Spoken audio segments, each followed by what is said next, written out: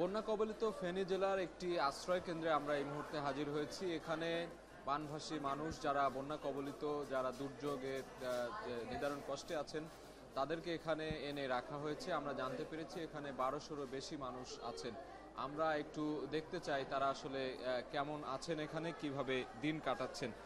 এখানকার যারা স্বেচ্ছাসেবক ছিলেন তারা বলছেন যে এখানে বন্যা পরিস্থিতি অবনতি হওয়ার সাথে সাথেই তারা কিন্তু যে প্রত্যন্ত অঞ্চল থেকে এই বন্যাপীড়িত মানুষ যারা রয়েছেন, নারী পুরুষ থেকে শুরু করে শিশু, সবাইকে কিন্তু এখানে উদ্ধার করে এনে তারা এই যে আশ্রয় কেন্দ্রটি রয়েছে সেখানে তাদেরকে আশ্রয় দিয়েছেন এবং তাদেরকে নিয়মিত খাওয়া দাওয়ার ব্যবস্থাও তারা করছেন। সকালে, দুপুরে বা রাতে নিয়ম করে খাবার দিচ্ছেন। এখানে মোমবাতি দেওয়া হয়েছে, মোমবাতি সরবরাহ করা হয়েছে। আপনারা হয়তো জানেন যে পুরো ফেনী জেলায় বিদ্যুৎ সংযোগ বিচ্ছিন্ন হয়ে গিয়েছে, যার ফলে কিন্তু তাদেরকে এই মোমবাতি দিয়েই এখানে রাত কাটাতে হচ্ছে। আপনারা দেখছেন একটি কক্ষের আপনার চিত্র দেখাচ্ছে। এখানে অনেক মানুষ একসাথে গাদাগাদি করে আছেন। পানিবন্দী ছিলেন যারা, তারা বিস্তীর্ণ এলাকায়, সেই এলাকাগুলো থেকে তাদেরকে এখানে এনে রাখা হয়েছে এবং এখানকার যারা স্বেচ্ছাসেবী ছিলেন তারা বলছেন তাদেরকে যে খাদ্য সহায়তা দেয়া হচ্ছে সেই খাদ্য কিছুটা সংকট রয়েছে। তারা বলছেন যে শুকনো খাবার পাওয়া যাচ্ছে না।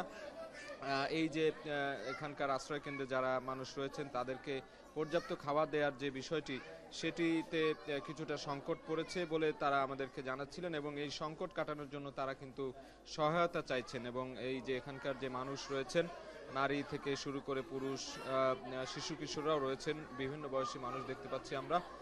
তারা নিদারুণ কষ্টেই আছেন। এখানে বলা চলে পুরো কয়েকটা আমরা ফ্লোর ঘুরে দেখেছি, বিভিন্ন রুমে, এক একটা রুমে কিন্তু 50-60 জন 70 জন মানুষ এখানে রয়েছেন। একসাথে এত মানুষ গাদাগাদি করে থাকার যে কষ্ট, সেই কষ্টের চিত্রটিও আপনারা হয়তো দেখছেন। অনেকেই তাদের নিজ নিজ বাড়ি থেকে যে প্রয়োজনীয় কাপড় চোপড় বা প্রয়োজনীয় যে জিনিস, সাংসারিক জিনিস যতটুকু যারা পেরেছেন ততটুকুই নিয়ে কিন্তু এখানে এসে আশ্রয় নিয়েছেন এবং তাদেরকে বিশুদ্ধ পানি সরবরাহ করা হচ্ছে।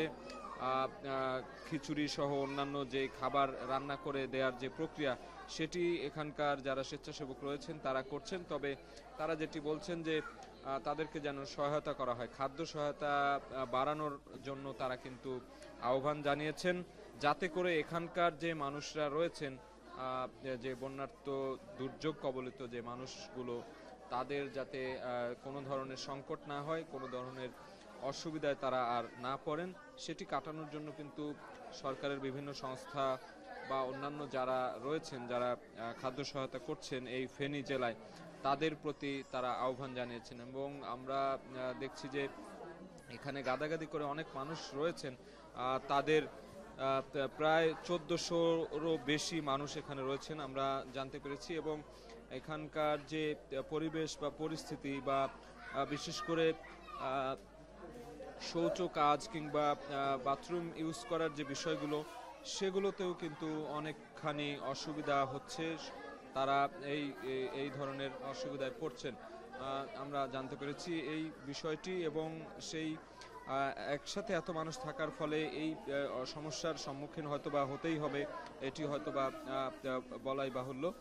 কিন্তু তারপরেও এখানে যারা আছেন তারা কিন্তু প্রত্যন্ত অঞ্চলে যাদের ঘর বাড়ি ভেসে গিয়েছে পানিতে, সহায় সম্পদ হারিয়ে তারা কিন্তু এখানে আশ্রয় নিয়েছেন এবং বন্যা পরিস্থিতি যতদিন না বন্যা পরিস্থিতির উন্নতি হয় ততদিন তারা এখানেই থাকবেন, আমরা সেটি জানতে পেরেছি। তো ফেনীর এই যে বন্যা কবলিত যে ফেনী, সেখানকার একটি আশ্রয় কেন্দ্র থেকে এই ছিল আমার কাছে সবশেষ।